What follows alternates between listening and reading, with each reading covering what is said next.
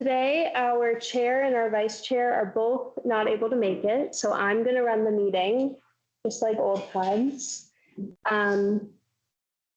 So you might have to give me some patience as I'm like note taking and doing things. So it is 5:33, and I'm going to call the meeting to order. And we'll start with roll call.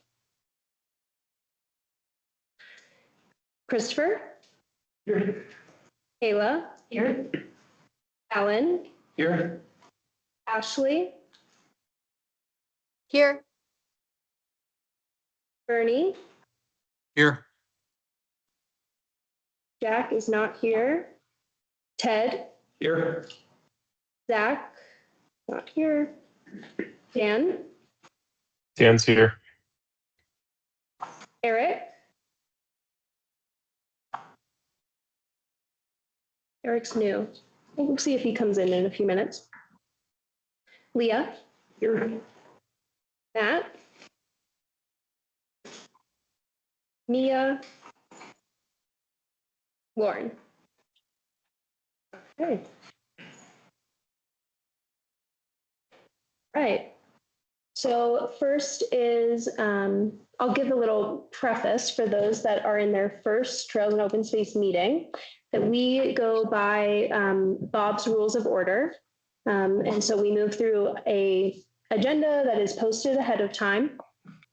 And for each agenda item, we can have a discussion, or if there's a decision to be made, have a discussion to make a decision, but we work through motions to move through items. And so someone will make a motion, someone will second the motion, everyone will vote, and we'll move forward. So we'll practice this with,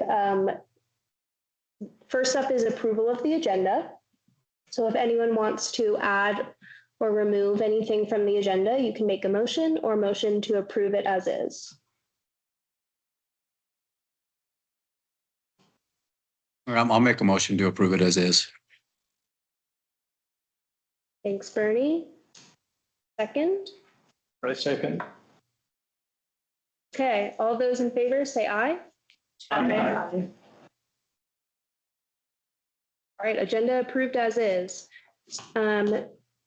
The only item we have on the consent agenda today is last meeting's minutes. And so we just need to, again, you can make a motion to approve the consent agenda, which contains the minutes from April 23rd, 2026.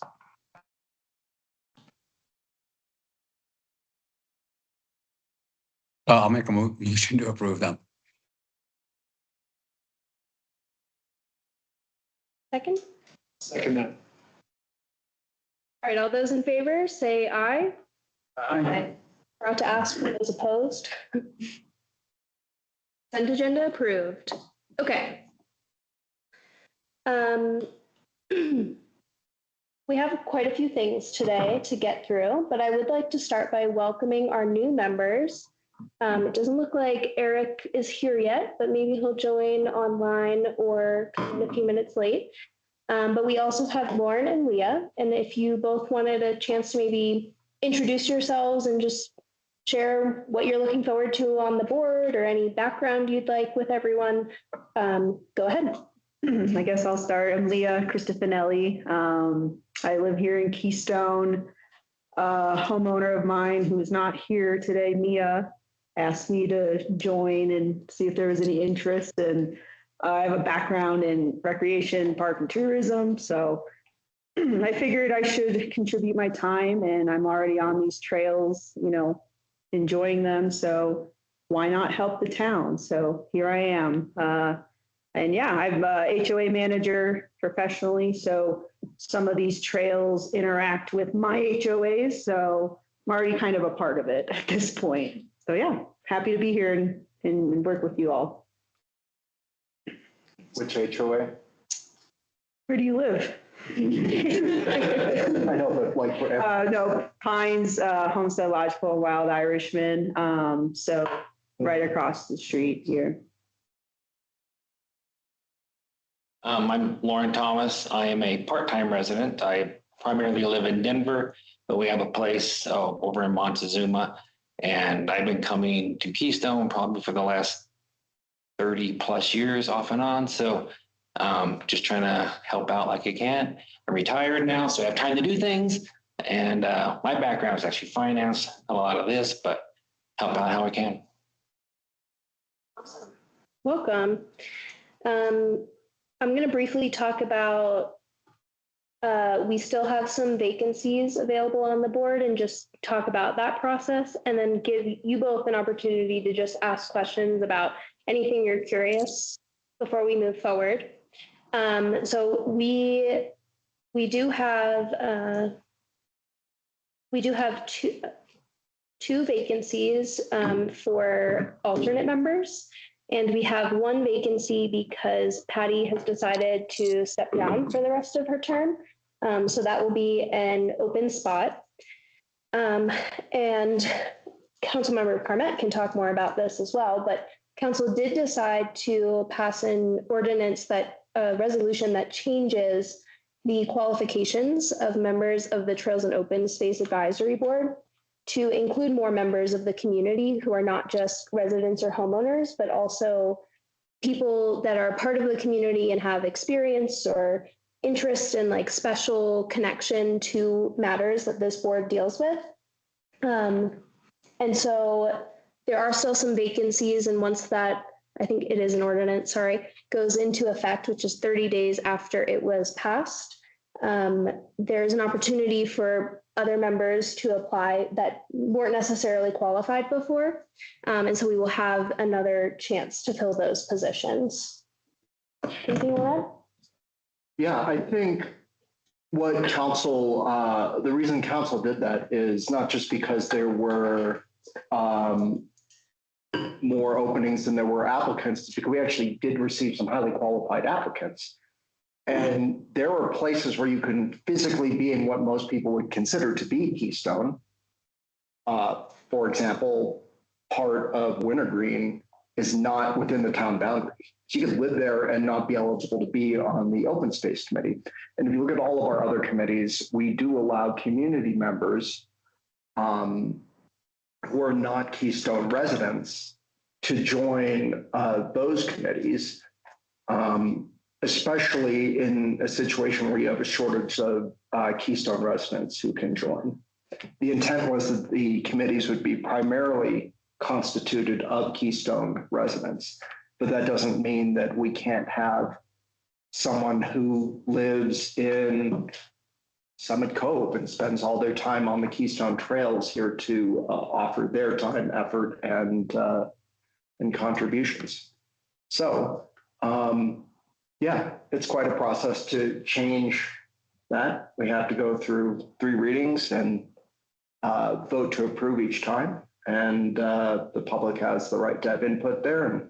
And no one objected, and it was unanimously approved. So we'll have some more new faces soon, likely.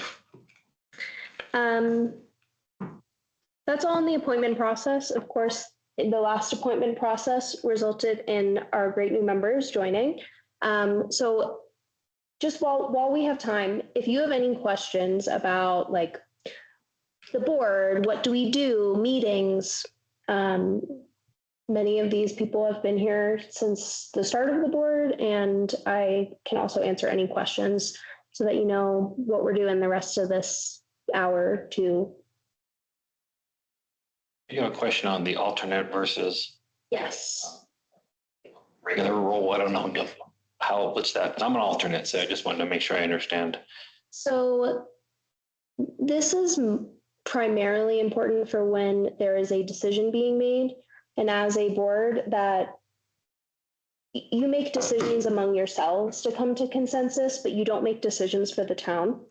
An alternate would be like a stand-in for a voting member on a decision-making vote. If you are not appointed as an alternate at the beginning of the meeting, then any matters that need to be voted on, you would not vote in. There's nothing that needs to be voted on in today's meeting, and even something that would be voted on is still like a non-binding decision. It is advisory to the town council. So it's mostly about just making a decision about consensus among the board. And so, for example, I had a few people email me to let me know that they won't be able to attend today. If we had voting matters on the agenda, then at the beginning of the agenda, you could be assigned from an alternate as a voting member for the duration of that meeting. Any other questions? Feeling ready? Yeah, I manage, 3 boards, so I'm pretty You got and it. in Robert's rules as well as what board requirements are. So Great. You can help me. I was going to offer, but I don't want to overstep too quickly. But yeah, I'm happy to support on running meetings and such if needed. That's great. Please jump in at any time. We're all learning and it's not always natural. So, and today, because chair and vice chair are both not here and I am very familiar with the agenda, I'm leading the meeting. It doesn't have to be that way. We don't have a protocol for when we need to go to the third member down in terms of running the meeting. I approve. Okay, great. And just to be clear, we follow Bob's rules, which is like a Robert's light. Yeah. It is Robert's right. That's good. That's fine. That's the law. Like it. Okay. Feel free to ask questions if anything else comes up. Okay. Next up on the agenda is the Capstone Student Project update and your participation. I'm going to give some preface because Lauren and Leah, you might not have seen about this, or maybe you have. We have a group of graduate students from CU Boulder's Masters of the Environment program who are working with the town essentially from like January to December of this year, but really for the most part this summer. And they are doing a signage and wayfinding plan on trails in Keystone, specifically on the paved bike paths, the rec path, and the community path. And they are doing all sorts of things. They have surveys out so that you can take a picture where you think there needs to be some sort of signage input. They have a workshop coming up, which we're about to talk about. They've been to some of the town events, and they're going to be at the festival this weekend, the Bacon and Bourbon Festival, to get some more feedback and input. So they are working very hard right now to start to put together the first stage of deliverables, which is going to help a lot with signage and wayfinding and connecting different parts of the community through our trail system. There's a whole lot on our website about it, if anyone wants to read more about it. But what they have asked is that they would specifically like your participation on the portion of their workshop, which is the walking tour of the rec path.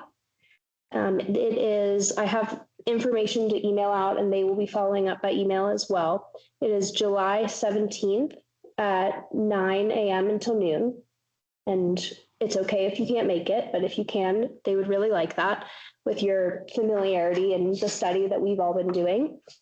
It is going to be a walking tour where they guide everyone down to probably starting around Lakeside, different portions of the rec path, and they're going to show locations that they have learned from their data that are the most challenging for wayfinding, have safety concerns, or the highest volume of people making recommendations about a sign in that location.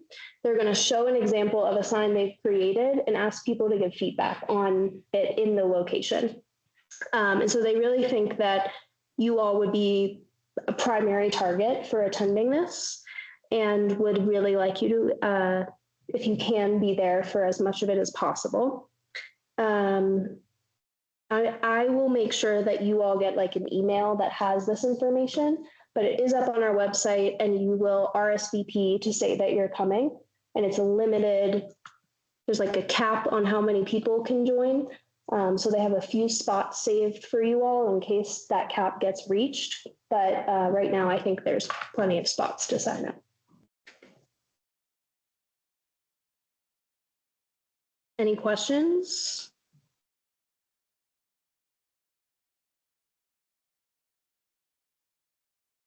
Okay. Awesome.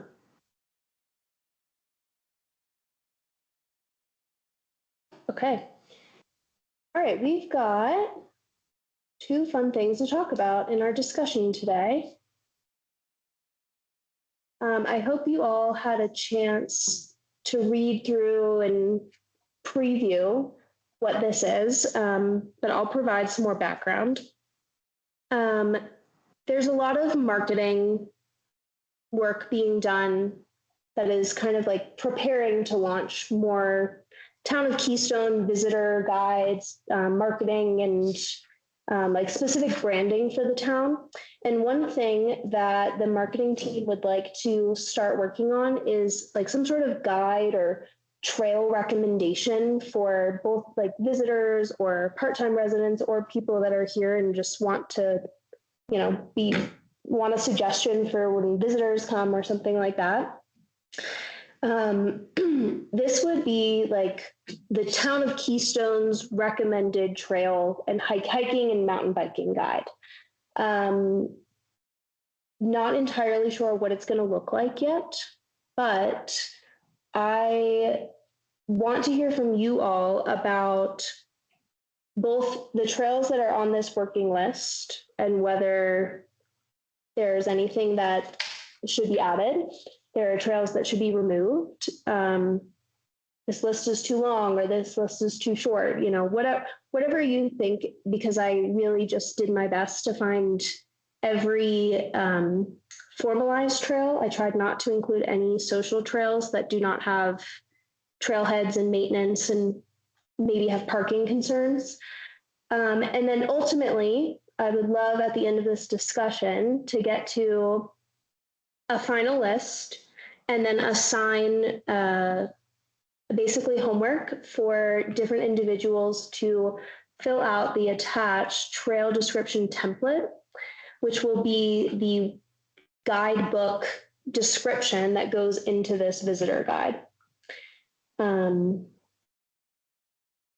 That's about as much as I understand of this. And I'm going to pull up a list, a working list that we can edit while we're going. Just give me a minute. Any initial thoughts on this? This is awesome. So thank you for doing this. Is there any like indication of where these are? Because most of them I know, but some I don't. Like, do you have like lat long or anything like that so that we could look at those on a map? I would be happy to pull up the internet and we can go through them together. Yeah, I think that'd be worthwhile because what we could do, I don't know if this requires a motion, but just a suggestion. We put this in a spreadsheet right now, add lat long, and then assign team members, and we could all agree to fill out your request form, you know, in a timeline that's reasonable. That is exactly what I'm hoping for. That would be great. Do you second my motion? I second your motion. No motion necessary, but I second it. Let me get, the way that I started doing this, and I am not by any means the expert on trails in Keystone. That is why you all are here. I went across different maps, other trail guides.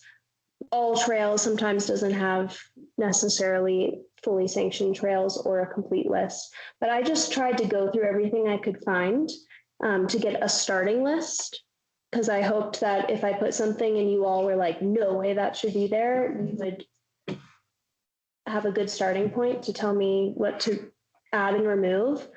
And the direction I got was that it doesn't have to be specifically in Keystone. It could be anywhere from like Summit Cove to the Divide. Include Montezuma, include A Basin, include the resort, all of that, because there's a lot to offer across all of those, this vast area. So Jessica, this is Bernie. Yeah. You know, rather than looking to see that everything was that, you know, you've got everything. I don't know everything. I just know the ones that I use, and you have all of those. You know, I'm on Keystone Gulch a lot. I'm on Aqueduct. I'm on Rossiter and things like that. So from my standpoint, you've got everything, and it's probably just best if does anybody see anything that's missing? Yeah, let's Rather start than there. after we have everything on there, but Frog Trail, I guess the park one. We We're just talking about that. Seems like a lot of the ones that are up on Tenderfoot are missing. Well, there's an entry there that simply says Tenderfoot Trail. Yes, So okay. we've I got- did not call it out that way. Yep. I think we've named individual trails below Prairie Gulch Road, and perhaps the trails above Prairie Gulch Road are captured by Tenderfoot Trails. I think so, yeah. You know, I'd also mention, I'm not sure who was looking for, you know, where are all of these trails? You know, All Trails does do a pretty good job, and Jessica, it sounds like you use that as kind of your base for these trails anyway. So I think if you go on All Trails, you can see exactly where they are and, you know, are they connecting with other trails and stuff.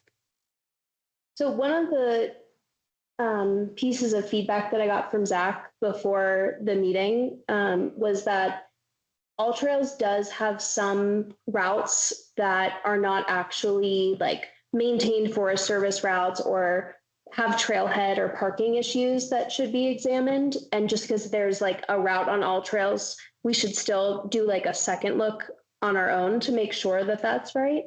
And I mean, I tried to just get as vast of a list as possible, but I haven't gone into depth. So Yeah, I think that makes sense. My only point was if you want Yeah. to see where these trails are, if you just put those names into All Trails, it pops up and shows you exactly where they are and how they run. that's a good point. There's a number of apps out there that use common data sets that are something akin to like OpenStreets, but for trails. Mhm. And then there's some that have proprietary data sets. Some of them will have some of those unsanctioned trails and others don't. Mhm.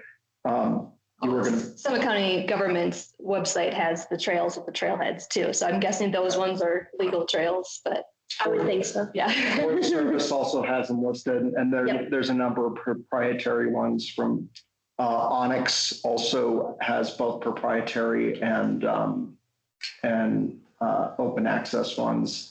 MTV Project Trail Forks, All Trails.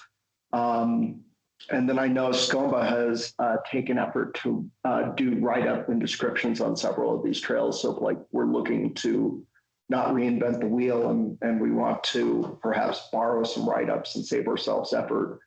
I think requesting anyone who's already done that work, hey, can we copy that if we're going to create our own? Yes, the idea is definitely not to like make all of this trail information for the first time. Like it's all out there. We know the length, the elevation, the parking, like we have all that information.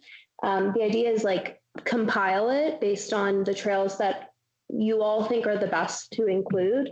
And then there's one part at the bottom, which is like statement from a local, like my favorite part of this trail is blank, or this is the best trail to do in May because of the wildflowers. Like just something that has like a little bit of a Keystone touch to it, or, you know, after this trail, go to Steep and get a beer, like something of that nature. Because everyone has their own relationships with these trails, and it'd be nice to highlight that. One suggestion I have is if there's nothing that's jumping out as this is missing or this needs to be removed, we could go one by one, just get a general consensus check. Yes, we want that trail. No, we don't want that trail. And just start going down the list. One possible, the Grizzly Peak Trail is on there twice with Cupid Peak further down. So if we want to. Oh, good. Okay. Yeah, I'll remove it from. I threw them in a map real quick. So, Okay. so you want me to put that up there and we can put names on it? I would love if you could put that up there. Let me think about this for a second. We have a weirdly like conditionally connected set of TVs. Should I just share it with you? I'll just share it. Yeah, share it with me. I would also suggest like a good open source would be Caltopo. Yeah. If you turn on the map builder overlay, you can search by trail name. Okay. Doesn't have I'll have descriptors that though. open. I'm gonna wait for Ted. Jessica, what's your Gmail? I don't have one that I can use. Is it can you use my work email? Maybe. Oh, sorry. There's a little trail that goes from just west of Mountain House down to Keystone Gulch on the south side of the road. We used to call it Grandma's Trail. I don't know. Granny's. Did I leave Granny's out? That's a good idea. That's crazy that I did. I also haven't noticed the trails around the dump or like the Dillon disc golf area. That's all in that tenderfoot Oh, okay. The umbrella. Gotcha. Well, I think one would want to certainly clarify the difference between like the Tenderfoot Mountain Trails and the Tenderfoot Meadows also, Mhm. yes. which is colloquially known as dump trails.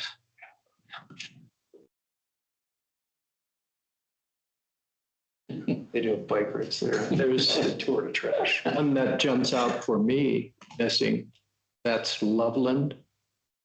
The trail that leads on the ridge line all the way up to Rotary Hill. Okay. I'm gonna add that. It's Rotary Hill. Rotary Hill is the hill where that, okay, so you park up on Loveland Pass, you climb on the western side all the way over to Rotary Hill, and Rotary Hill overlooks Loveland ski area.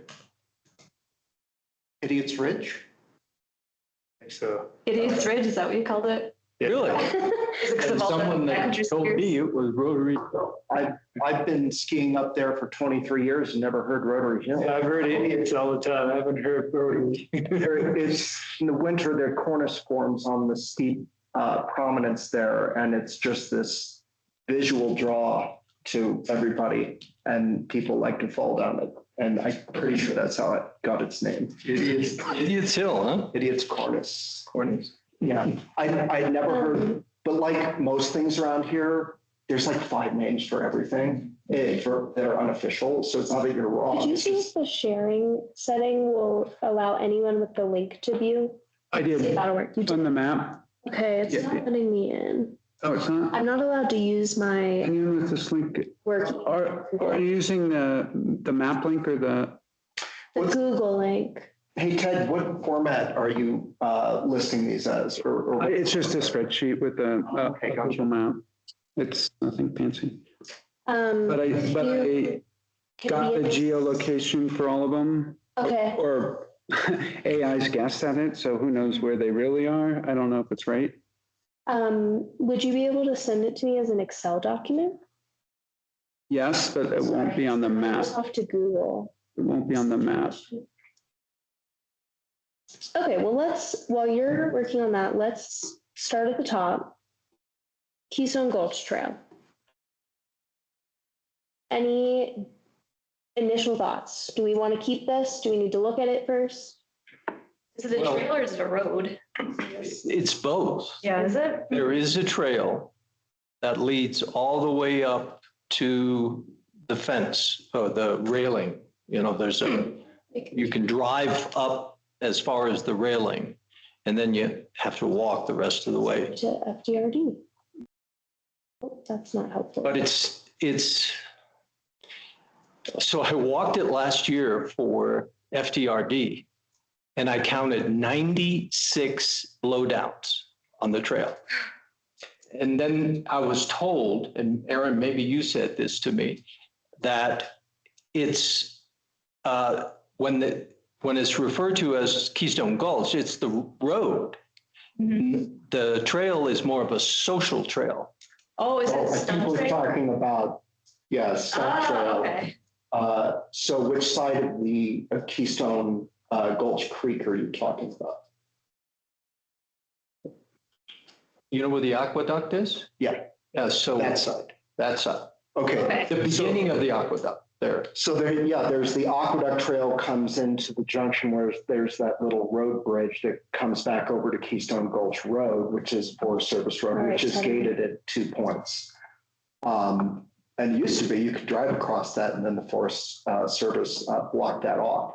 If you go up the gulch from that river crossing, there is an old bike trail that was known as the Stunt Trail, which most of the mountain bikers stopped maintaining once some other trails in the area came into being that were less prone to being snowed in as long, but it continued to exist as a social hiking trail. And that blows down all the time. And it's being flooded by beavers. Yeah, and the beavers are doing their part. So you're talking about walking up Gulch on that side. Right. And there's some, it's a lovely trail. It just, you're right. It's got a lot of blowdowns. It has the beaver problem. And then if you get far enough up Gulch, it runs into some wetlands that eventually dry out. Yeah. And ends right at the gate there. Yeah, Yep. way up now, Right. way up now. It's about 3 miles. Yeah. Yeah. So I never heard that named as the Keystone Gulch Trail. Is that what FDRD refers to it as? No, Okay. what they're talking about the road. So they're talking about the road. Yeah, And then we're also acknowledging that there is there's a social trail. social trail there. Yeah. Okay. Ashley has her hand up. Go ahead, Ashley. I was just going to say, I've done that trail many times, the loop. You know, you can go up Keystone Gulch and do a full loop. You can hit Red Trail, you hit part of the Colorado Trail, and you come back to Aqueduct. And that's what you're showing on your screen. It's a 16-mile round trip. And yeah, there's lots of little offshoots there. But yeah, it's a road and it's a trail, and the road is open starting July 1st. You know, and closes so people car camp there, but just adding to that. So do we think this is a good trail to include in the sense that visitors would enjoy it? There's parking, defined maintenance, and it's enjoyable. Oh, yeah. Oh, yeah, for sure. Yeah, very much, yes. Absolutely. Okay. So the entire loop that you have here is usually referred to as the West Ridge Loop. Got it. I will make note of that. And that's Gulch plus West Ridge plus the second Red Trail. Red Trail, but also Colorado. Colorado Trails there. There's a segment of Colorado Trail. West, So I like, West Ridge is already on. Is there signage? Is it? When you junction with the CO Trail on the West Ridge at the high point, there is signage for that, yes. Okay. okay, so I like this component of what all trails or a map says versus like what people call it. I think that's a really great thing to include in the description. So I might make note of that and change the template before sending it out. That's 16 miles, the whole loop. Okay, Roughly, yeah. Great, wow. all right, incline trail. Does everyone know where that one is? Two mountain bikers getting on it as I was walking in. Although the sign for the new Frog Trail is not there yet. There's two signposts Yeah, that have been there for a while. yeah. I'm very curious when FDRD plans to put the signs on. Yeah, me too. Is Trying to find the out. Frog Trail, you start on the incline and then you take the right fork? Yep. Go over Yes. that bridge? Okay, got it. Yeah, the signposts have been there a while. It's a nice trail. I have to. Okay, so how do we feel about including incline for? Yes. Yep, Yeah. we're in. Okay. Okay. Lenawee. This order is in for no rhyme or reason, FYI. So that's 2 miles up the Peru Creek Dirt Road, right? The small parking area for Lenawee. They're very small. Yeah. There's room for about like 4 cars there. Or It is Okay. very, very steep. Yeah. And Do it you- goes straight up into the Alpine. Do you think that's still okay to include, or would you say you'd rather steer visitors towards other trails with No, I better would, parking? as long as you point out that it is very steep, Okay, that you should be a seasoned hiker. okay, I would also probably mention that 90% of the traffic on that is downhill bikes. Yeah. So that would lead me to disinclude it. Just because if we're going to heavily promote a very steep uphill trail that's primarily downhill bike traffic, then we're creating a user conflict where there's not currently one. Mhm. okay, that's a good note. Anyone, Open to counterpoint on that. yeah, anyone online Well, who's been wanting to speak? A long time ago, when I climbed it, it was probably 15 plus years ago. There was no traffic I when I agree. went up it. The first time I was on it, I had it. And the thing that will always stay in my mind is a herd of mountain goats literally walked right in front of us. We were having a water break and 10, 12 of them just walked right in front of us. And so I understand there's an active herd up there because I've heard other people that have climbed that and have seen Wow. It's- constantly. They live at basically around the summit of A Basin and Black Mountain Ridge. And Gotcha. if you go up, here they are 2 days ago. And that's at A Basin right around their little sausage shack. They're always around up there. So if you're in the Alpine and you walk through the bushes, you can usually see like some of their, wait, is it called wool with a goat? Goat fur Yeah. on the bushes. Dan has his hand raised online. Go ahead. Yeah, I was just looking here at the Lenawee, Chihuahua, and Argentine. Potentially, we could just have one input for like the Prue Creek area and just kind of put these as subsets, maybe, or same idea of just saying like, you know, there's adequate parking at the, like if you park off of Montezuma Road at the Prue Creek gate, there are lots of options back there. And I think if Lenawee is a more technical, like a steeper, more difficult, the people that want to go hike that are going to find it anyway. And that we should not be promoting that to maybe folks that are like, where can we go hike around here? You know, so just a thought. I like that suggestion. Yeah, because you could even, I mean, there's part of the input is estimated difficulty of the trail and to be able to note that there's different options off of the same area, but you know, this might be more in the difficult to expert range. I think that's a really good point, Dan, because this is also a great winter trailhead for snowshoers and cross-country skiers, park walkers. You can just walk in your tennis shoes a lot of the time on that trail, so please don't recommend that. Yeah, Chihuahua's kind of the same. There are only like 4 parking spots there unless you have a vehicle that's capable to drive up the hill a little bit. Whereas like Argentine has a lot more plentiful parking and is a much more like there's a lot more you can do off of Argentine that's going to be like, I'm going to hike 2 or 3 miles up. I'm going to get tired and turn around and not summit Gray's Peak. So I think we keep that in that regional area and just kind of describe some of them as more difficult and say like, hey, if you have a car that can make it all the way to Argentine, you probably could find something more easy to hike here. Well, Yeah, I like sure. that. Certainly Gray's Torrey's access is off of that Horseshoe Gulch Trail up there. Yep. Very popular amongst hikers, although most of them go in from Bakerville. Right. Okay.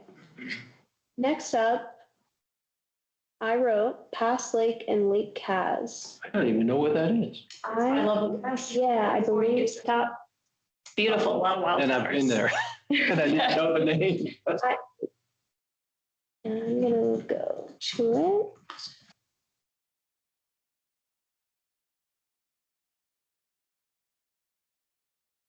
So there's both of these lakes right off of, it's like that. I guess there's a park. There is a parking spot. There it is. Okay. Maybe I don't know because I haven't been there, but to me this seems like a shorter Pretty short. shorter trail. Mhm. Okay. Pretty well used, so I would say we could include it. Yeah. Okay. It's great, like wildflower. Yes, Oh, okay. And it's, great views. yeah, really pretty. And frankly, as soon as you're behind that little subhill, you can't hear the road very well. And it's almost like you're in the wilderness, even though you're like still 100 meters from the road. You go up there before sunset, it'll be all photographers up there. Sometimes when I'm driving home from work, I'll go over the pass, and you can certainly see the traffic at certain hours of the day. I've seen people get married there. Yeah, barbecue. I've seen lots of different things up there. This is just a trail list for me. That's why I put this here. Okay, this is a good one. Is there fish in the lakes? I've seen people fishing up there, but I'm not aware if that's stocked or not. yeah. Whereas like, say, Chihuahua Lake, they actually stock that by aircraft. Which is pretty rad when you think By about it. aircraft. Yeah, they aren't gonna carry the fish up there. You're right. You're right. Like they'll come in a little plane and they will just about stall out and dump the fish. Wow. Okay. Durkham Summit. Is that off of Keystone? Yeah, you take the The lift up, there. yeah. I would say we didn't include it then. Are we Yeah. talking like the 11-7 loop trail that kind of goes over towards Bergman, North Peak? Yes, it's Yeah, that's a cool little trail. 2.5 miles, maybe 3. Yeah, not huge. Yeah. I would definitely say it's already a touristy trail. Very popular. Okay. Is this the route that you all are thinking of? Yeah. Yeah. that's 11-7. And you can also access Bergman and go up the Bergman Bowl. There's a cat road, yeah. Yeah, Is this primarily hiking or biking? Hiking. Okay. they used to have it listed as a biking trail. It was an awful biking trail. I don't even know if bikes are allowed on it. Hopefully not. Yeah, I've only biked it, but that was a long time ago. It was awful. I would say on that one, we should probably be upfront about the cost. Like, I don't think we should include the dollar amount, but say that there's a substantial cost in getting a gondola ride from the resort, or that you have to hike the front side of the mountain also. Yeah.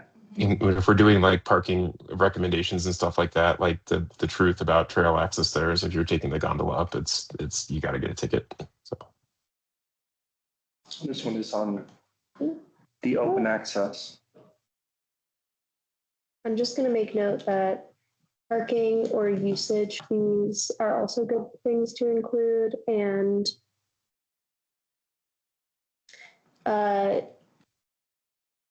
trail.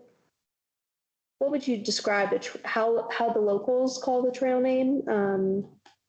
My mind is Colloquial names or whatever. I think that we should just stick to that trail nickname. Durkham Summit Hiking Trail. Yeah. I think that's the name that's on the open access data here. Oh, yes. I like I was just adding that as like a potential, something that could be included when writing up these trail descriptions, if there's like a nickname that everyone calls the trail. It was called 11-7 by Keystone Bike Patrol. Okay. Well, whoever's in charge of that one will put that in there. Okay. Maybe a note in the book that if you're a season pass owner, you don't have to front any money. That is good to know. Yeah. Okay. There's all these things that are coming up. Keep them in mind when you're writing descriptions, like anything that you think would be relevant, feel free to include, because that's important as well. I didn't think of every category necessarily.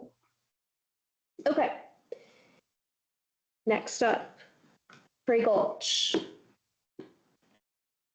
Separate from the Tenderfoot trails, or I guess we could just have that as a standalone.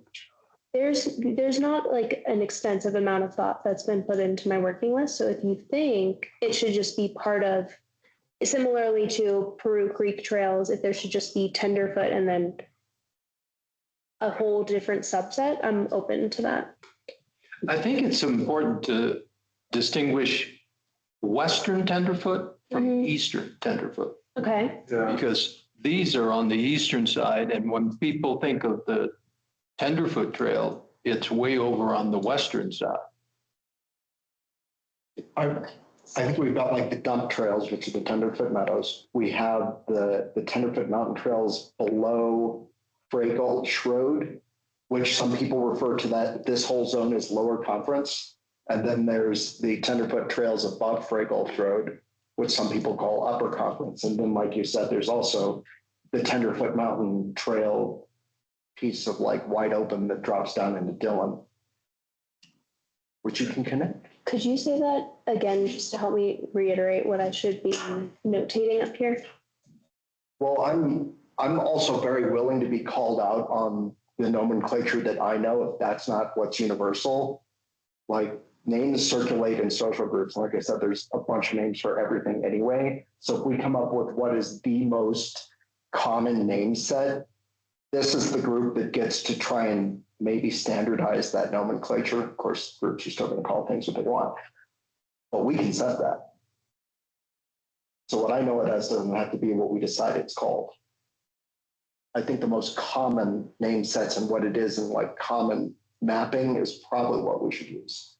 But as far as regions, there's the areas below the Frey Gulch Road, and that's like Frog Incline, Two Stumps, which isn't on here, which we should add, and Frey Gulch Trail, which is known to most people now as Furlough. And then there's also the dump trails. And then there's the trails above. The reason that they're separate is the ones below are non-motorized all year, and they also tend to be dry most of the year, even a lot of the time in the winter. The upper ones may have motos on it, July 1st through October 30th. Can someone help me with the dates? Anyway. June 30th through October 10th. Thank you. So it says right now. And then there's the Tenderfoot open space, which, well, that whole trail network, some of it's open space, some of it's outside the open space, and some of those are closed all winter currently.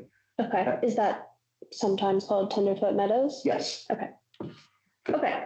So where power line ends or begins, up high, there's a road there. Oh, it looks like an old logging road. Mhm. If you follow that logging road, where does it go?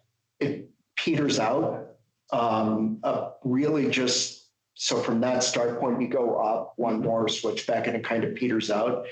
And then you can just keep hiking the faint remains all the way up into the Alpine, and it's quite pretty up there. They used to allow snowmobiling up there, but I've certainly hiked up there in the fall. Hunters go up there a lot too. But there's not defined or named trails. Is that just a shoot off of The road, Frey Gulch? yeah, the road just kind of peters out. There may be a gate, I can't remember. If anyone's been up there more recent. Where the meadow is, on the other side of the meadow, I have no idea what's there. I know if you follow, you know where the gate is or the beginning of the Frog Trail high up? If you follow that road up, it goes through the clear cut and then into the Alpine, like you said, and there's an actual trail that leads all the way up to the tree line. Right, and that's another unnamed trail, like it just, the road peters out and it becomes kind of more game traily. But I don't believe that's an official trail according to Forest Service. So that's something that should definitely be considered on all of these, is making sure that just because everyone knows it, we're not suggesting that. I guess I'd love to hear what everyone's thoughts are on what would be the best way to put together some sort of guide that addresses like how much there is to do in the Tenderfoot Trail system. Like Aaron had like, there's kind of like 3 different regions you can break them up into. It could just be we're only suggesting a certain number of trails within this system, and that is open to discovery afterwards. What kind of guide is it gonna be? Is it gonna be print? Is it only gonna be online? I think both.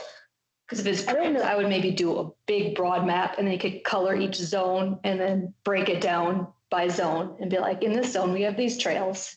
Okay, that's a nice idea. I hope it's printed in because I don't know if that plan is fully clear yet. We're at one side of this coin. Could we form a small working group to do To do that? the tenderfoot part? Yeah. Yeah. What do you say? The three of us? We all seem to know that area and like it. You're not. allowed I'd to, really like but to we do will- it. It's gonna take more than one person, I think, to work on that section of There's a lot of trails. this guide. Yeah.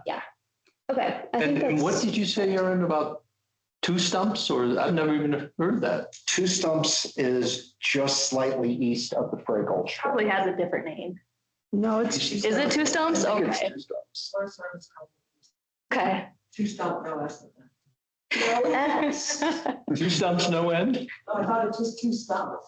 No, Stump. that's- I think you're right. You are correct. What is the same? Two Stump. 2 stump. And that's the one that basically ends at Antlers Gulch condos. Yeah, this is a pretty vast network to try to write up. And Snowbugs. what are you with now? What is this? They're trying to build a new trail there called Bobsled, which will be next year. And so we had to, I'm formally Stonebug, but they had to present to the county open space and trails a pretty in-depth topic about that. And so they've done hours of work, supports and guides on that specific zone. Good to know. And for those who don't know, Sam Strelest used to be ED for Stomba and was one of the highly qualified nominees who didn't quite make it because the Keystone does. But wealth of knowledge. Okay, so team check me here. Fray Gulch Trail is Furlough, or are we talking about something else? I thought that was kind of Right. a range, like, When you take the incline trail up, Yeah. is that Fray Gulch Road that it meets? That's Fray Gulch Road, but there's Fray Gulch Trail. Let's see where. Oh, where's that? Is the incline you're talking about like right behind it? It's right here. Yeah. So what's now known as Furlough used to be known as Fray Gulch Trail because it was a horse trail. That's the road. Yeah, it did say trail. Let's see. Feel like it. On the public mapping, it's Furlough, so Okay, they show, all trail shows loop via Fray Gulch Road.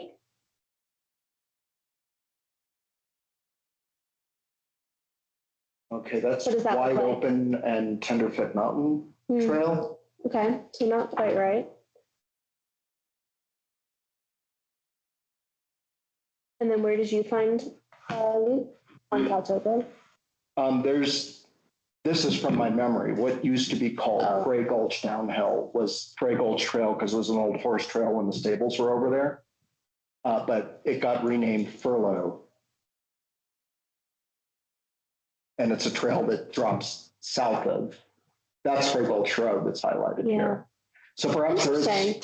there's not a Fray Gulch Trail and we should avoid confusion. Yeah, especially if anyone is gonna just type in Fray Gulch and Yeah. end up in a neighborhood.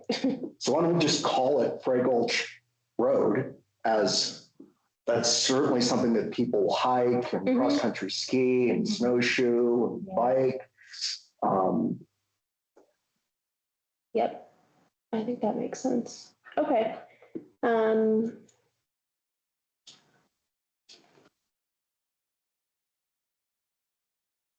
And then for under or below Fray Gulch Road, replace dump trails with furlough.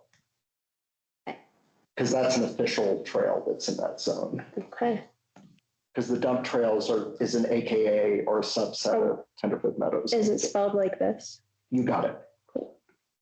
Okay, so it sounds like probably 3 people, maybe more, are gonna like really go through this, tackle all the different trail network options, figure out what makes sense to include, what maybe needs to be left out for the sake of maintenance or confusion. And this is kind of a big task, so this is probably a good chunk for some group to work on. Anything else in this section that should be noted, or should we move on to the next part? The next several more. So far, we've included most of them.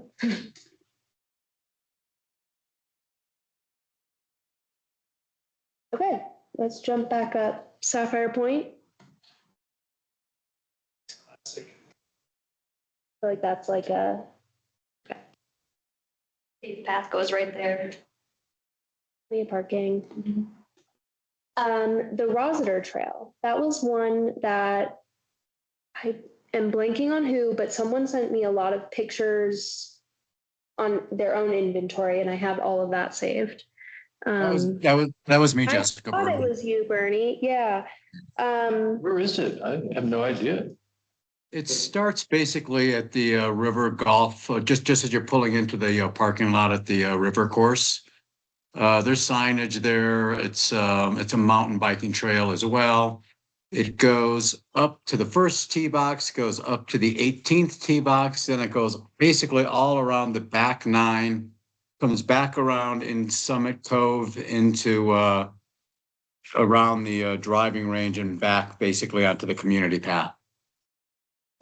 So the access point is right at the parking lot of the course? Exactly. And there's a sign there that even says, Rossiter Trail. Okay. It's an awesome trail. Is there? It does connect. It does connect with the perimeter. And there's a sign up there that says perimeter trail. And then there's a Soda Ridge Trail that it connects, or Soda Creek Trail that it connects to. Yes. I'm not exactly sure what the perimeter trail is supposed to mean. Yeah, that's exactly it. Yeah, you see it connects into the Aqueduct Trail there as well, and it connects into the trails going back towards the Keystone Ranch. Okay. Is this a trail that should be named individually, or is it part of a network with different offshoots that we should include it as? It's an easy family trail. That's a good one. how I would describe it. I've seen a number of families hiking there, and even when my kids were younger, they liked that. Okay, is there parking? We park right in the parking lot. Yeah, you got the parking lot from the golf course right there. Of course. Okay, and that's allowed. Also, if you follow the Keystone Ranch, if you go back to the picture, if you go follow the Keystone Ranch Road, at the top of the hill there, but right about where the green trail, the aqueduct comes in, there's a little parking there too. Where you can probably fit, I don't know, 4, 5, 6 cars, something like that, on the west side of the road. Yeah, pretty much right. Right there. That's great. It connects to Aqueduct, so if we're going to include Aqueduct, we could just include this one too. Okay, I'm gonna say include connects to. Got that lovely little bench at the top for sunsets with all of the Tag Hill. Dog tags. The dog tags, yeah.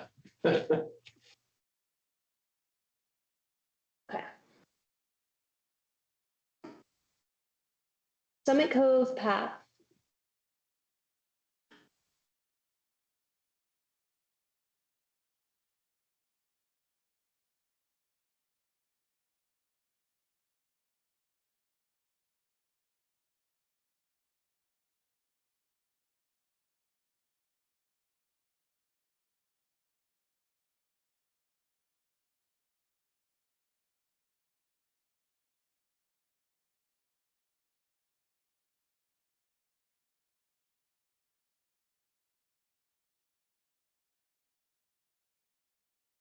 Not sure if that is.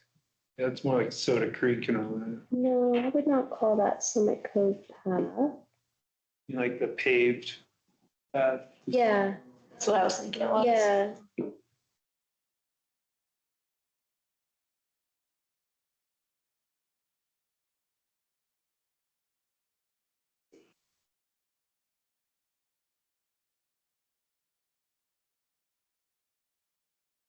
Someone help me out. East,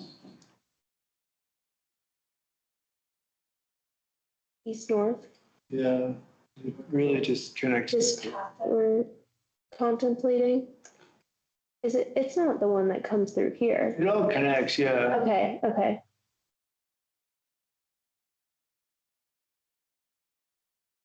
There's Summit County Rec Path really. Isn't it? Yeah. It does. It does end up connecting. Does this feel like a hiking or biking trail, or does it need to be included? We should include it because you can ride up to Sapphire Point and watch the sunset. Okay. Should it be included as like an appendage to Sapphire Point or standalone? Kind of a paved path, so maybe more like the rec path, part of the rec path in my mind. Yeah, I think of it as the rec path. Mhm.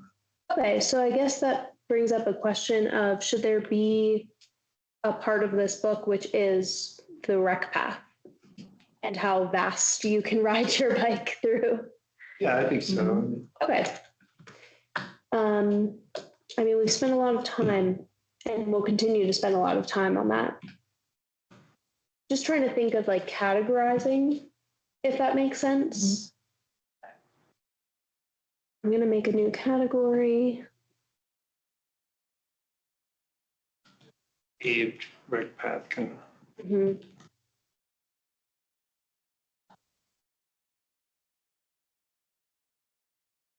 Okay. That's going to mean a lot of things.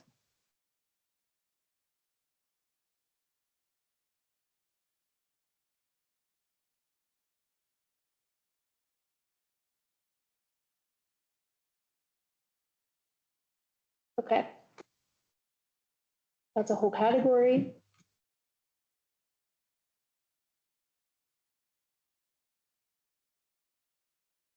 Okay, thus far, all I've written is Idabel Mine / Jones Gulch. I did not get more specific than that. Jones Gulch is really steep, and then Idabel Mine's kind of a trek out there.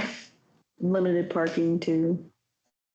Not if you park in Keystone parking lot. And I just led a group up there last Friday. I was just up there on Sunday. I think if you've got the legs to go up to the Idabel, you can probably add the hike from the main parking lot. Yeah. And if the lift's open or the gondola's open, you can get out at mid-station. Okay. Right. There's a number of things you can do when you get up there. Like if you get up on top of Independence, you can follow the ridge line over to Bear. You can then drop down and up Bergman's and then come down the Keystone to the Keystone lift, top of the lift. And they won't ask you. They ask you at A Basin if you have a pass, but they won't at Keystone. So this sounds like we want to include this. The Jones Gulch, yes. It's gorgeous. It's It's a tough trail, but it's definitely should be included. Well, and Alan was saying earlier that because I was up there a couple weeks ago to Independence and there was a bunch of downfall, but Alan said that's been cleared. So it's being maintained by the Forest Service. It was clear. I don't know who cleared it. So maintained, I would say by whom. It's been cleared, yeah. I would be curious, but I think since the town, we worked very hard to ensure that trail access remained open and not part of a Forest Service closure, probably is worth mentioning, but also mentioning that it is quite steep. Yeah. That'll be a black diamond. Also, the 60 acres, 5 years ago, the county bought up there. So Oh, that guy's forever cabin, wild. Now, the little cabin in the gulch. that's Gary Miller's cabin in Okay. the gulch. No. Oh, you mean the Idabel mine itself? Yeah. You're right. And there are markers up on top there. You're quite correct. That's Summit County open space. Yep. Just reorganizing.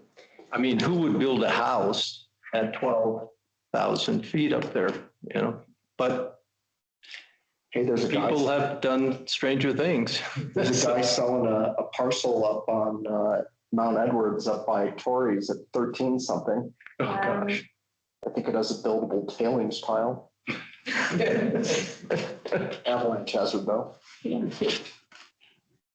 Okay, I think that the next bullet point, Keystone Resort Mountain Biking, has a lot of information already provided. So I kind of just listed it as like a reference and call out. I don't think it needs to be written up by us.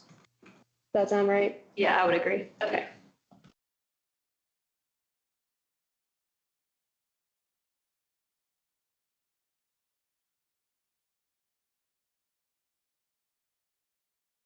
Okay, who is going to teach me how to pronounce this? Snicktow. Snicktow, Mount Snicktow.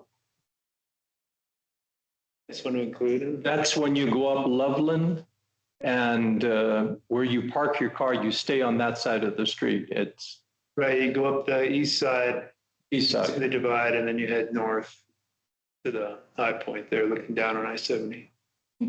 Is it a 14er? No, it's a 13. Okay. I'm hearing include it. Yeah, it's an easy way to get way above tree line. Maybe just a warning that if you have not acclimated to the high altitude, it is also steep and very high. That is important to note. If you turn south at the ridge, you get to the Grizzly Peak Cupid Trail. So Okay, and what do we think of this one? Where is Grizzly Peak now? I forget. So same thing from the Loveland Pass, if you head up the east side there and get to the ridge, instead of heading north to Snicktow, if you head south, you go over Cupid and then you go up Grizzly, and then you can continue on to Torrey's or along the Black Mountain or the Bay Basin. Got it. Thanks. Oh, I see. So you said you go up to the pass and start the Yep. hike? Start at the top. Okay. Cool. Oh yeah, I see Snicktow, Grizzly, Cupid. So you would start up here. There's the Grizzly Peak trailhead. Yeah. Okay. Cool. And that's just Loveland Pass Summit. Yeah. All right, we're almost through. And then as long as we're talking that zone right there, that is the way over to the Atlantic Pacific Ridge, Idiot's Cornice, or what did you call it? Rose. Rotary Hill. Rotary. Rotary Hill. That's all the nicknames right here. Okay, Porcupine Gulch. Is Trail is not maintained, is it? yeah. Is that not, Highway we should get 6 rid of it. and where the water By the spring? spigot is? It's just above the spring, and there's an old road there. It starts off strong, but then the trail fades out, but you can go up there. So I don't know. But If there's maintenance, known and consistent maintenance needed, then probably, I think that might be one we don't include. okay. I concur. It's not in the public trail database either. No real Okay. parking either. Good reason as well. But it is off of 6, right? Yeah, Where the spigot is, and there, you can get 2 or 3 cars maybe there. exactly. Yeah, yeah. Okay. You'll see the hunters parked there in September. Right. Okay. Hunky Dory Mine Trail. That was the 32-inch vein of silver. Can you imagine? 32-inch, That and is, it was nearly right on the surface. Wow. It's the hunky dory. The richest silver found in the whole area here was from that mine. Really? Yeah. Oh, wow. You know, if I was going to recommend that hike, I would sure as heck wouldn't send anyone to Hunky Dory Mine. I would send them up to St. John's. Well, once again, parking. You've got to park in the town of Montezuma, which I'm not sure that our neighbors would appreciate. hmm, Or you can drive up that road and pull over on the side. If you go to the Hunky Dory Mine, then you have to walk across the water there. Yeah. And then you basically hike in the trees forever until you get to the mine, which is in the trees. Which is why no one goes there, which is why it's great. Not one that should be broadcasted I to. actually haven't gone, what is the Hunky Dory Mine versus St. John's? Because I've been to, how does it compare? Go up. You would cross the creek. Yeah, I know the creek where, I've just never gone there. Yeah. Are any of the mines left? Oh yeah, it's worth checking out. It's a really nice cross country because it's north facing and it has soft snow. Once you need a bit of snow because it's wet first, and then you can go all the way out there and it's really nice and has an old truck, of course. And yeah, there's a bunch of stuff from the old mine out there. Oh, cool. There's an old cabin that was clearly occupied well into the mid-late 20th. But yeah, So it sounds like it's really cool and people should check it out, but maybe it shouldn't be in a visitor guidebook. Yeah, just because of parking and autovirus. Do not come here. A Basin mountain biking is my same note on reference.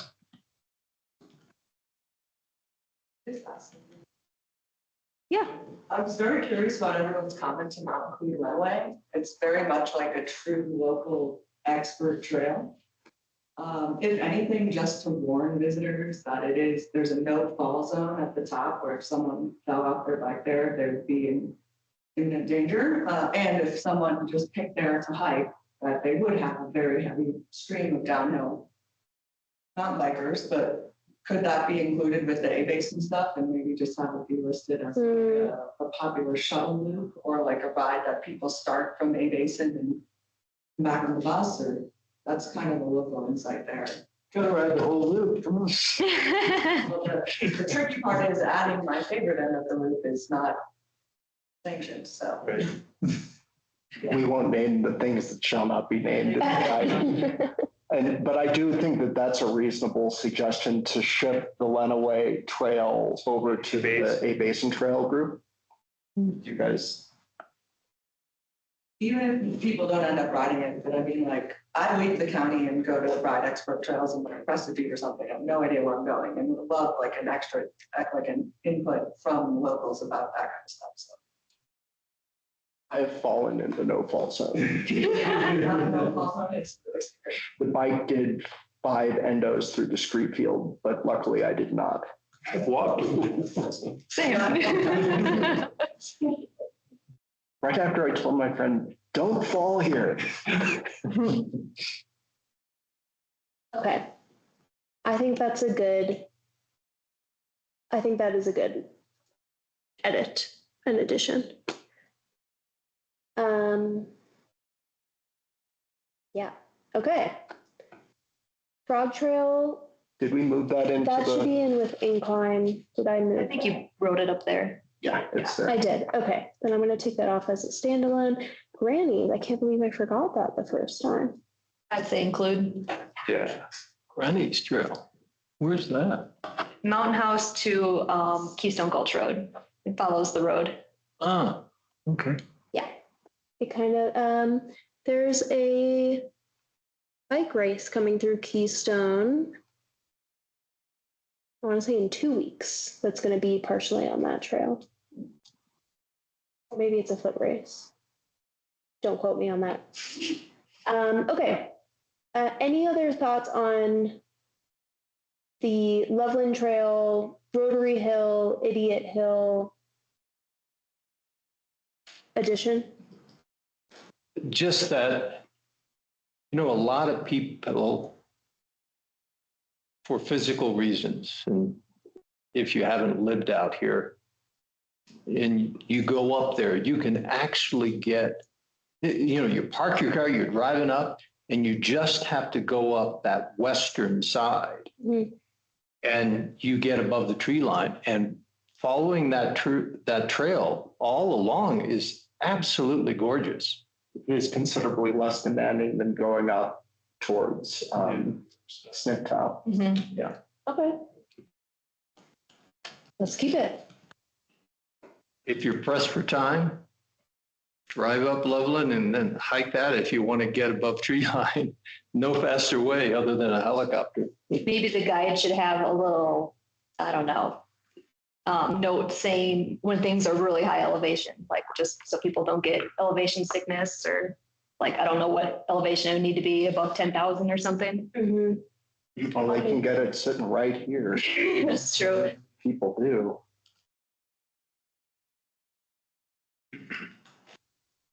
We had 2 altitude sickness calls for service 2 days ago, one on Buffalo and the other at Rainbow Lake, which is about this altitude. Okay, that's a good note. Ted, do you still have the spreadsheet open? Would you be open to helping me? We'll go through the trails that you decided to include and have people volunteer to be in charge of certain ones. Sure. I I haven't been doing a great job keeping up with you, but it's pretty close. We can, I mean, I'll send out notes after, but just for, if you already have a spreadsheet open, that would make it really helpful for just starting to assign who's in charge of the descriptions of which. Yep. Okay. I did think of maybe 2 more. Okay, let's hear it. One is Deer Creek if you go through Montezuma and go all the way to the end. That's a lovely like snowshoeing place in the winter. Okay. Obviously, there's some snowmobile traffic as well. How about the summertime, clearly defined trail? I think It's a road. It's a 4-wheel road. Where do you park? There's a large like turnaround parking area. Massive Nice. area. Okay. And do we want to mention House Rock? Not, I wouldn't say people would want to hike that. It's definitely just for rock climbers. House Rock, is that off of the nature trail? It's No, the it's up Montezuma corner, Road. like- It's a climbing area. yeah, And then it's very steep to get to. So it's not fun for just hiking. And it basically only goes to House Rock. And then what about the Swan Mountain? Oh my gosh, I'm totally forgetting the name of it. What was the trail that we went hiking on? That whole network. Oh, at the Windy Point Yeah, campground. Windy Point. I don't remember what they're called. But there's a whole bunch of easy hiking Yeah, trails there, and very there's easy. wonderful parking. It's relatively Oh, close. and then there's the one that goes up to the rock climbing, The bouldering zone, the yeah. Bouldering Zone. Okay, I'm open to this because we've also included Sapphire Point. At what point do we need to like draw a boundary that we're not just doing the whole like Dillon Reservoir, all of everything that keeps from the west? I'm like genuinely asking also, That's a like, valid question. Yeah. yeah, at what point do we stop recommending things that continue to go further west? Yeah, what about, oh gosh. It's owned by Dillon. Out to the Roberts Tunnel there. and all that. Yeah, We could reference that whole area, Dillon maybe. Nature Preserve. Yeah. that's what it is, Dillon Nature Preserve. So we do want to include a few more references to trails more in Dillon. I was just there yesterday, as a matter of fact, the meadow, the trail that goes on along the lake there, and then you can come up the meadow trail and go back around where the sledding hill is. All those trails are pretty well marked. They all have, Dillon Township trail signs on. Actually, I kind of like their signs too. Very simple, kind of. This is this is the name of this trail. It goes this way, and it's part of Dillon. So I don't know if do we want to do that or not. Summit Cove, I get, it's kind of part of Keystone-ish. I think if we start going into Windy Point and things like that, we're maybe extending too much. Yeah. We've got an awful lot on our Sure. plate to begin with. And it can also be like reference Dillon, Township or something like that. Okay. I'm fine with that. That's just my input. I mean, whatever everybody else thinks is, Maybe cut Obviously it fine. off where the snake, just cut it off where the snake goes into the lake and just say Yeah, I think, As we go, kind of thing, maybe. I mean, we could As just, long as it would include the peninsula. Because if you're coming from Dillon, to get to Keystone, you go right by it. Mhm. And it's such a easily accessible area, plenty of parking. And it's, for a family, it's a great outing for a couple of hours. And there's a number of trails on the peninsula there. It is really close. It is right across from where the disc golf. Tenderfoot is right across from Tenderfoot. Yeah. Oh. Bernie? Sorry, Okay. still got Include still got a all the way- puppy in the backyard. Okay, It's certainly a lot closer than like Deer Creek or Argentine Pass. okay, And I think that it really fits here for the reasons you've said. Well signed, easy park, easy hiking. People aren't going to get lost, very family friendly.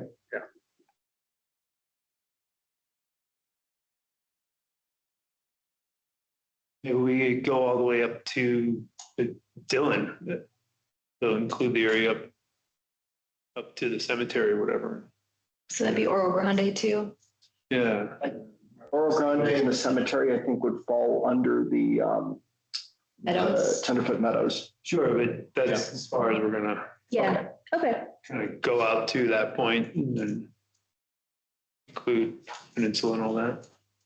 okay. So my two thoughts on moving forward. An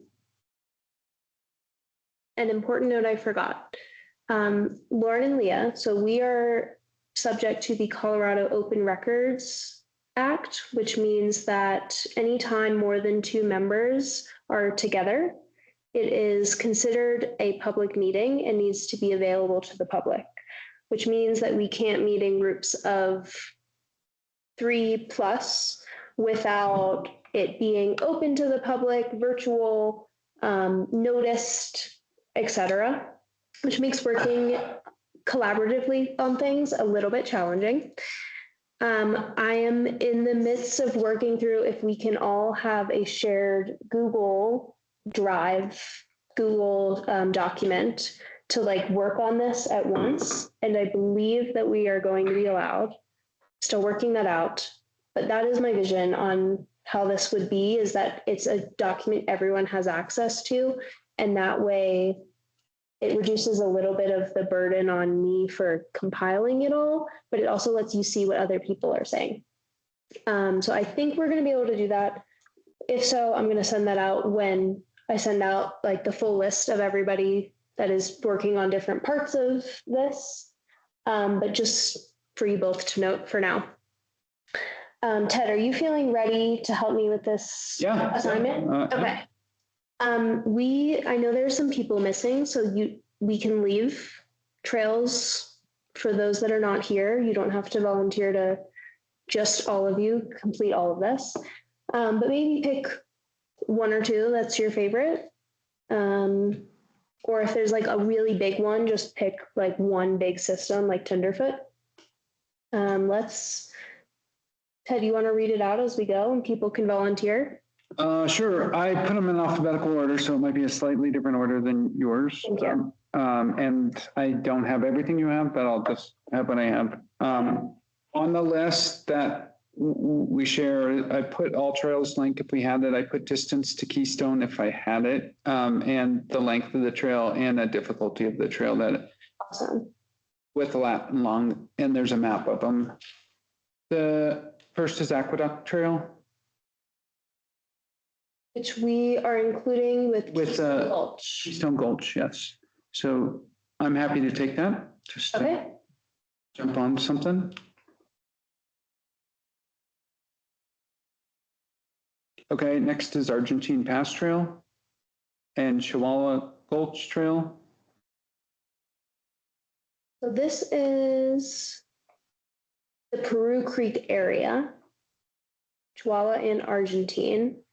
Does anyone feel like they've got that? You do it. Nice. Okay, I did want to do Chihuahua this year, so it will be new to me, but I've done Argentine, so. Lori, if- You're not required to go hike them before you write up a description, but that's a good perk. yeah, sorry. Put me down.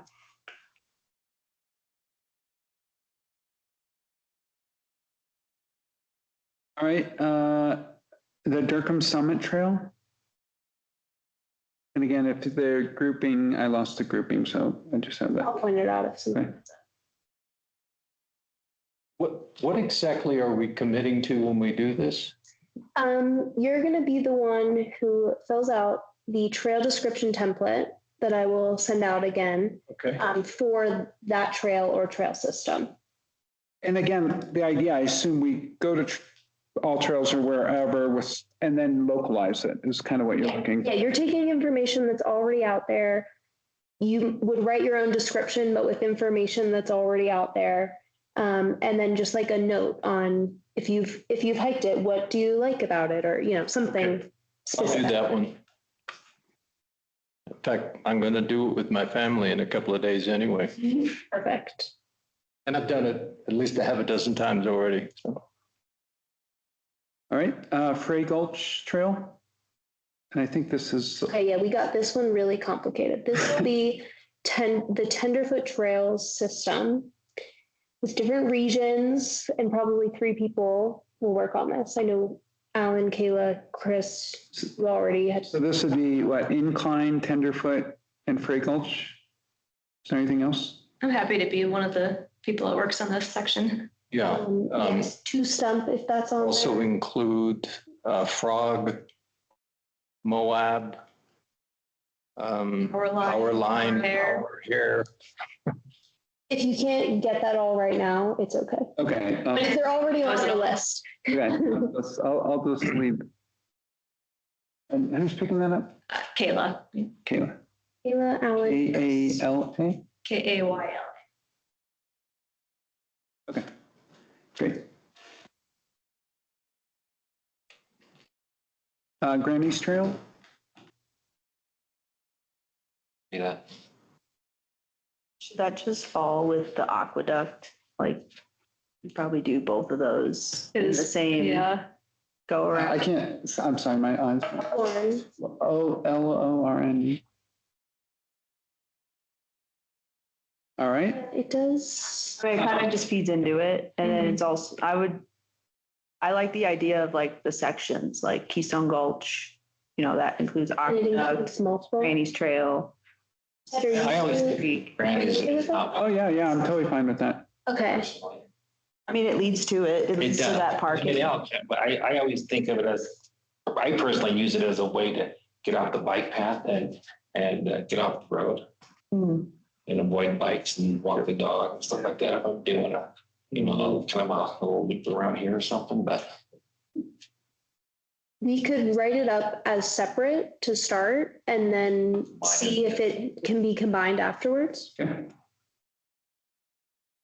All right.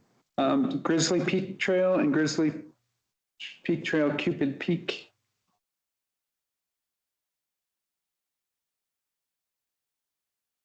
Anyone online who wants to do Grizzly and Cupid? I can go do that. This is Dan. Dan? Dan's doing that. And you're gonna, will we be able to just type this right in on our computer, or is it gonna be in Word, or is it gonna be in something else? I'm gonna try to make it super easy and set up a document you can all work into. Okay. Yep. You can just take this and turn it into a form. That's what I want to Add a few do. more columns. Hopefully make a document everyone can work in at the same time. It might have to be on OneDrive if I can't get Google. There's just like different security reasons why the town can't use Google. But that I will follow up with. All right, I'm gonna keep us moving because Keep us I going. want to watch the World Cup. Hunky Dory and Ida Bella. Okay, Or should we not put those The together? Hunky Dory's scratched. Scratched. 2 foot.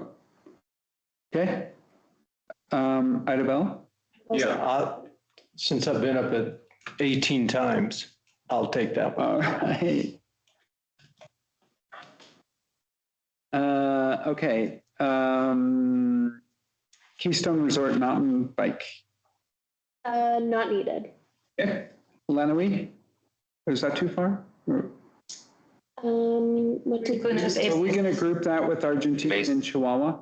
that is going to be part of A Basin, as like a specific write-up in reference to the other A Basin mountain biking trails available. Okay. Does anyone want to take A Basin and Lenawee? There's plenty of members who are not here tonight that can also volunteer if no one wants to. Lesson, make sure you show up. All right, I'm going to keep going. Mount Snaktal? Snaketown. Snaketown.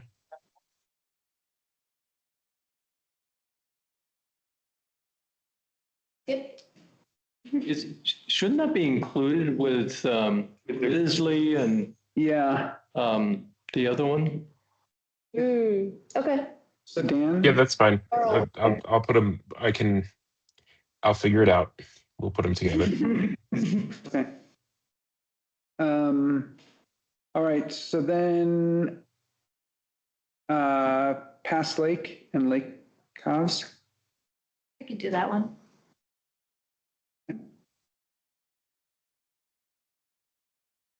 That was Kayla? Yep.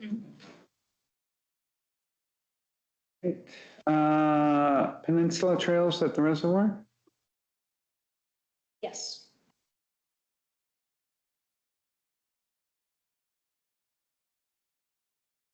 Skip it. What's that? You can skip it. Oh, skip it, I'm sorry. Porcupine Gulch Trail? For trial? I think we scratched Porcupine. Okay.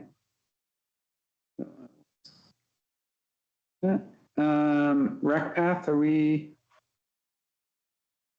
Let's hold off on that, but we are going to include it. Let's go. okay.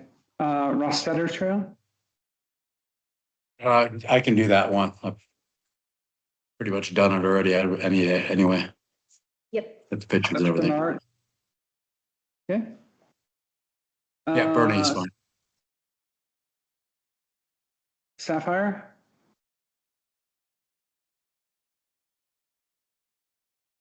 Where is Sapphire? I can probably do that one. I forgot. It is. Sapphire Point? Sapphire Point, yeah. Swan Mountain? It's just, Oh, I think it might be closed right I think now. it's closed. yeah, I know where that is. tentatively. It is closed. It'll be open I think we sometime. can still do it. Yeah. Up on it without. Yeah. Yeah. Put in fruit. So if we can Yeah, get all this I'll done take before it they then. finish. Yeah. Ashley? That's Ashley. Okay. Yes. Summit Cove Path? I think that was part of the rec path. It is part of the rec path. Thank you. Okay. And Westridge Trail? Also known as Keystone Gulch and Aqueduct Trail Loop. Okay, I'll take it. That's you.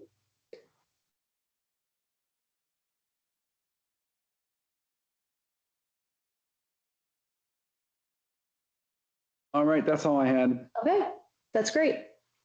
Anything, I'll add anything else that came up or make sure that anyone who's not here can sign up to do some of them as well. Or if any of you are like, I signed up for 3 and I don't want to do them anymore, just let me know. Okay, this is a great plan. Great discussion. Ted, you'll send that to me, the spreadsheet. I did. Why don't I stay after and Yeah, we'll figure it out? I know. Okay. Awesome.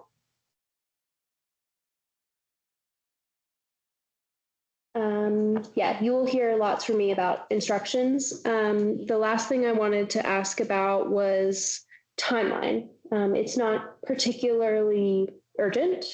Our next meeting is in 2 months. So that would be the next like natural deadline. But if you think a little more time than that would be helpful, that is also fine. Thoughts? I think we can all do it in 2 months. That feels good? Yeah.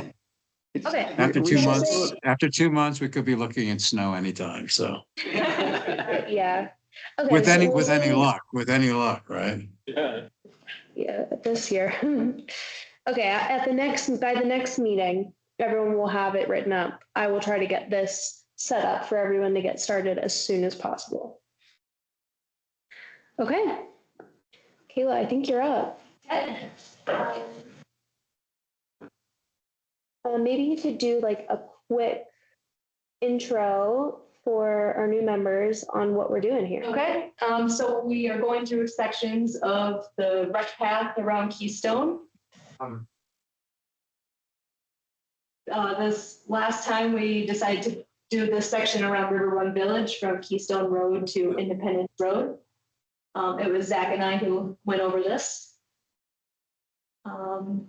We went over where we think there should be some new paths and sidewalks, as well as signage and just other issues we've encountered. This first slide, letter A, is pretty simple. There is just, the lines are missing for the crosswalk here. There's no signs either stating that there's a crosswalk, but there is other crosswalks along Idabel Drive that have the lines. So they just missed this one for some reason. And then letter B, a sidewalk goes all the way around and then ends at the corner of Durkham Drive and Keystone Road and does not extend. So we are thinking maybe we just extend it all the way down River Run Road and across to the path on the other side of Keystone Road. There is a lot of foot traffic in the road. So Yeah. especially in the winter when, people can't walk on the side, they're walking right in the center of the road. And there's also a bus stop over here by the crosswalk. So there's a lot of foot traffic. C, we were thinking we would extend the path along Keystone Road and just keep it going right to Mountain House. Once again, there's a lot of foot traffic on the road, especially people who don't want to wait for the bus. At Mountain House, we just walk the road to River Run Village. You're going to be challenged there. Yes, there's a bridge. The road is very narrow. Yep, and there's a bridge at the corner here that we can't see. Yep. I think that Bridge is busy. close to being slated for replacement. Is it? Hopefully we can make it Oh, pedestrian. that'd be great. And then D, it's along Hunky Dory Court. There's a sidewalk from Red Hawk Townhomes down to this southern path, but it doesn't extend the full length of the road. There's a social path behind the springs here that goes up to the north rec path. So it does seem that people need a sidewalk extending the whole length of the road. Next slide.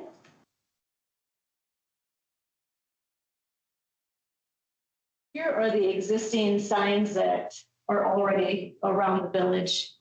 It seems they're geared more for road bikes because 2 of them are on the shoulder of the road here where there's no path.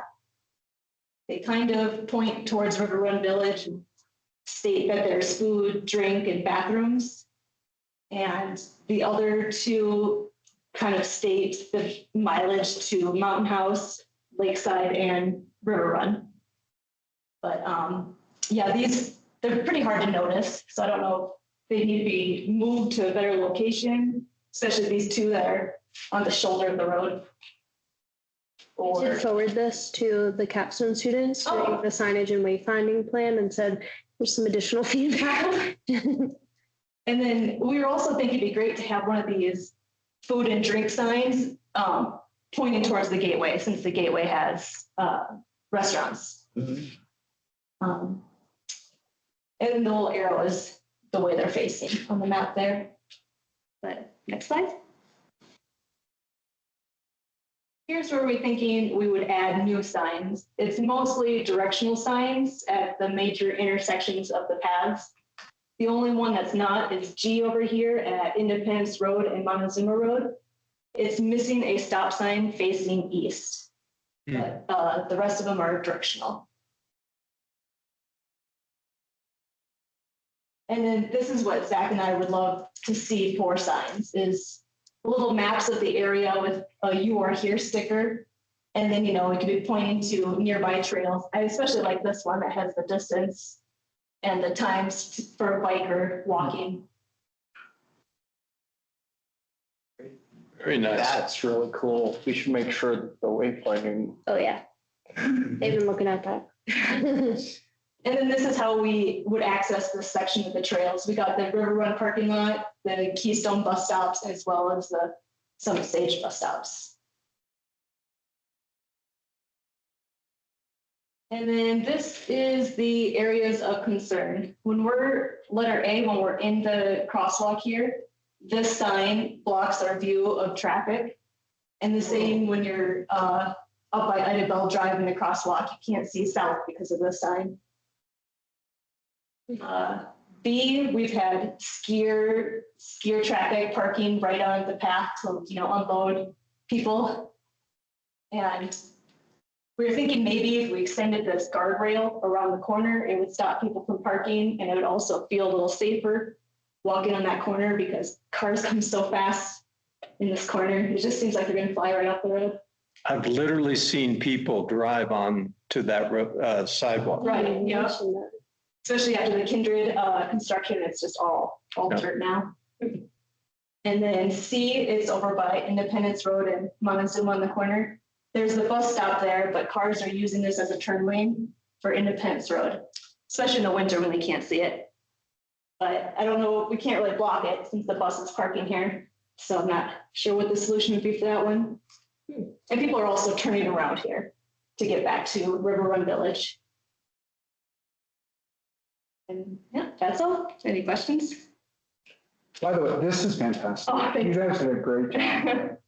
So the blue dots, are you saying you want to can make that a bike path all the way down? That would be great, or a sidewalk, since there's already a bit of a sidewalk from Red Hawk Townhomes on the eastern side going down to the path, but it doesn't extend the whole road. One other maybe option, I don't know if you could, but this is an old, that road right to the left of the B. It was a road, but when the Kindred moved in, it's kind of now just this weird dead end thing. They actually did connect that now. They just took the fence down. Oh, they did? Yeah, like a week ago. So is that a bike or walk? There is stairs on it. Oh, there's so you stairs? kind of have to only walk it. Okay. But yeah. But I think what I was going to say is, I like your idea because it feels like there should be something in the middle of this, right? Yeah, Because, to connect the north and south. Yeah. But I mean, yeah, that is connected now. And there's a sidewalk that goes around Kindred, and then you can get to that section of the path. But yeah, there is a huge or a really established social trail kind of cutting this corner here. what about Court. to the east of this, was your stop at Independence, or is there anything that we need to consider east of Independence? There is a trail section. They went over that at the last meeting, Okay. where it keeps going and then it connects, like there's a little crosswalk in this corner. So it does all connect there. Great. And you can technically cut through a river or Red Hawk Townhomes, but since it's a private sidewalk, I didn't include it. They have one like right here between the big building and the little townhomes. This is a great presentation. This is great. This is really helpful. Thank you. Yeah, this is the way I like to interpret information. So Yeah, this is great. Does anyone have like additional thoughts on this section, both based on what Kayla and Zach were able to present, but also like things that you've noticed yourself that should be noted here?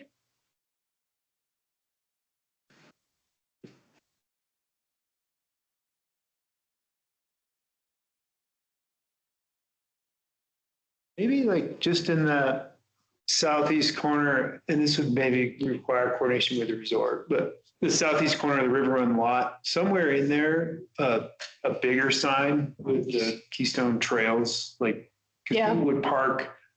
That could be the parking area for the trail access for the it area. is a little confusing in that corner too, because you have to go around their turnaround. Yeah, but yeah. But if you had signage and lane markers, it'd be a lot clearer. Yeah, a little bit could make things a little easier. Yeah, great job. That's awesome. Thanks. It is an interesting idea, like working with Vale to see if there was a way to designate spots for trail parking, Yeah, especially in the summer. They do have a river run map, so like maybe they could expand on that. It's pretty close to the parking lot. oh yeah, right at the info center, they could Yeah. have something with the trails. Mhm. Yeah, sure.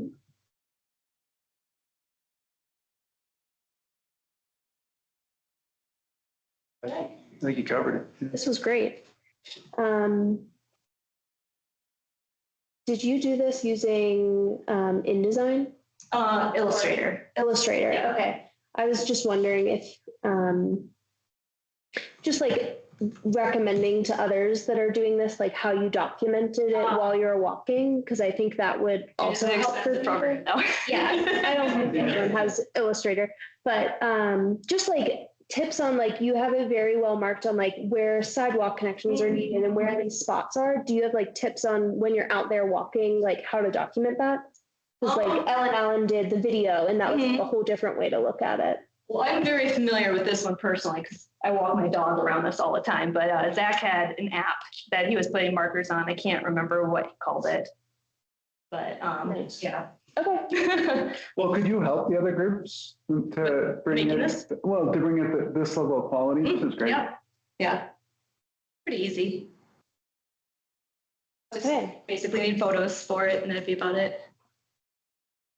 That would be amazing. I mean, I like seeing how everyone puts together different information because you learn different things based on like how people show what they've seen. Like the video is awesome because you're like walking through it and hearing the feedback in real time. And then the map is also awesome because you can pinpoint exact locations like from a like aerial view as well. So I am intrigued just to see, you know, what everyone comes up with. All of it is useful. Final thing we have to determine before we adjourn is the next section that will be studied and who is going to be in charge of walking and documenting. I would volunteer for the center section. Yeah, you've already put together a lot of. Yeah, I'm definitely very interested in helping any way I can in it. Okay.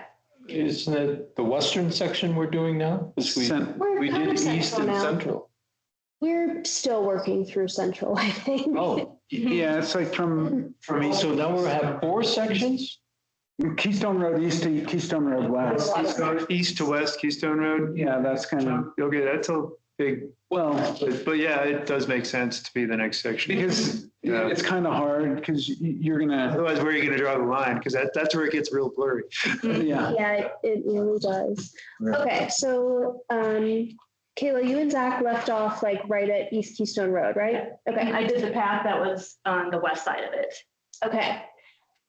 So here's an interesting divide. We have the northern portion of trail to examine, and we also have the southern section, which is sometimes deemed the community path, but as we all know, goes right through a mountain house, which is both not in the town, not wholly in the town, but also a very confusing section.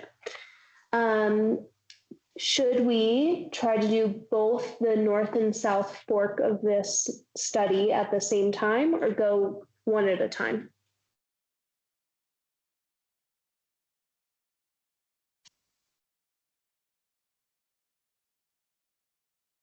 Are you including the road? Because otherwise there's only the one section above and then there's the road down here.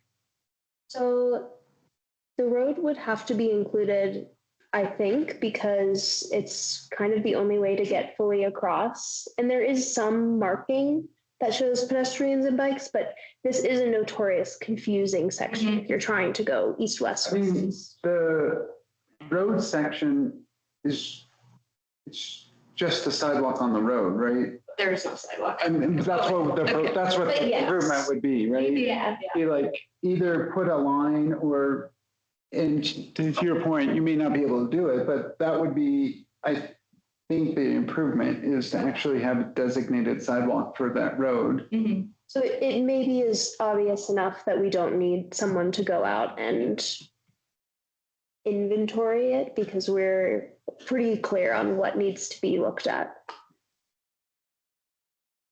So why don't we continue from this section right here and stay on the northern side of the Snake River. And Ted, I'm going to ask you, since you know you're doing this section, what do you think is a reasonable amount to continue until? Well, or we just, anyone who wants to join me, we just collaborate and work together. Yes. Like, Yes, ideally you would have someone else also working with you. but I think you just do the full thing personally, Okay, so we're going to come, all the way to the, I would say to the West Keystone Road. oh, that's a pretty long section. Go all the- Sure, whatever. I mean, if we want to break it up, we can. I would like to That's fine. at least break it up at the lake, because I think that there's quite a bit that comes in this That's a section. good point. Yeah, because it does split at the Yeah. end, so. So why don't we say from East Keystone Road to the junction where it hits the lake?